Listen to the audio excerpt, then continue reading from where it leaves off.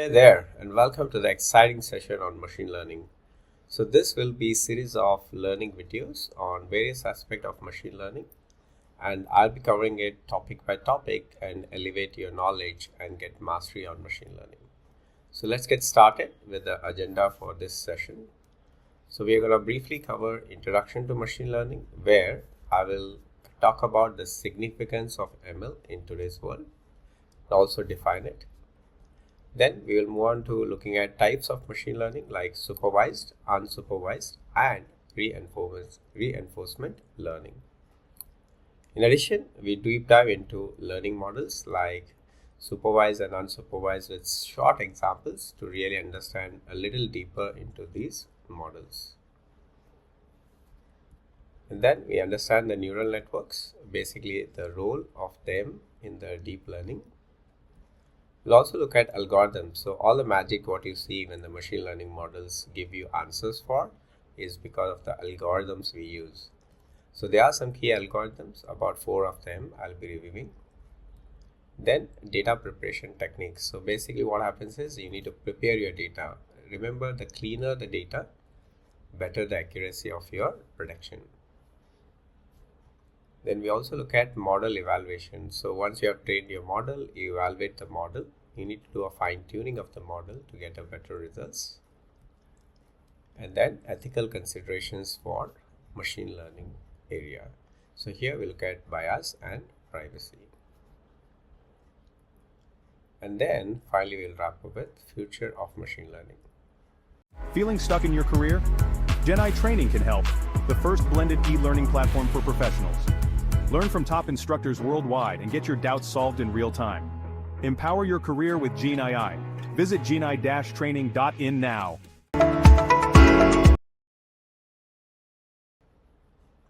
Alright then, let's get started with the definition of machine learning first. So what is machine learning? A machine learning is a science of getting computers to learn.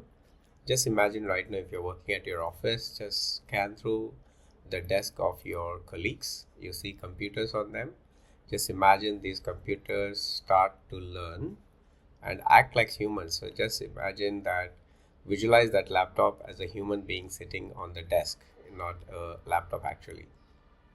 And they improve their learning over a time, which is in autonomous fashion, by feeding them data and information in the form of observations and also real world interactions. So just think of ML models are exact replacement of humans. So normally we train a human like how to write an email. We can also train a model to how to write an email today. So now why is this machine learning coming into existence? So what made it so important is we have 3 important elements. The first one is big data. We have larger data sets and we have a very nice effective collection and storage system today, which means we can store all the data on this planet. We have storage systems built for that kind of scale. Now since the data is available, you mining the data, you get an amazing answers. Like let's say I'm a bank, I have all the transactions of last 40 years of my bank operations. Imagine what all you can sell to your customers, because you get to know more about the customer, his spend, where does he spend money, and make decisions that what kind of offer can we sell to the customer. Now hardware, so unlike CPU, we got GPUs and very high RAM. So today a server physical you can buy about 4 terabytes of RAM, so that's huge. And software and improved techniques have come up. New models like TensorFlow has evolved. We'll be actually having a hands-on on TensorFlow for our supervised learning. We'll look into a greater detail. So now the deep learning is because of the emergence of data which has grown high, hardware has become powerful, and the new models like TensorFlow has evolved. And now sample model workflow. So first step, like when you want to build a machine learning model, what you do, you load the data. So I'm giving an example of here for image classification, where I have an ML model where I'm loading the data of images of cats and images of dogs. Of course, the images of cat are in different scenarios. Sometimes the dog or a cat is sleeping, it's barking, or maybe it's jumping, or it's just sitting quiet. Different expressions. We train the model, but before we train the model, we need to load the data first. That's step one. Step two, we split the data into a training data set. So let's say you have 100 pictures of cat. We take only 80% into the training data set and 20% we take to the testing data set. Similarly for the dog as well. Then we train the model. How do we train the model? The model will start learning the patterns of dog and cat. So just like we human, we can train the human with hundreds of pictures of cat, and then the human knows, okay, this is how the cat looks like, right? Similarly, the image patterns will be learned by the ML model.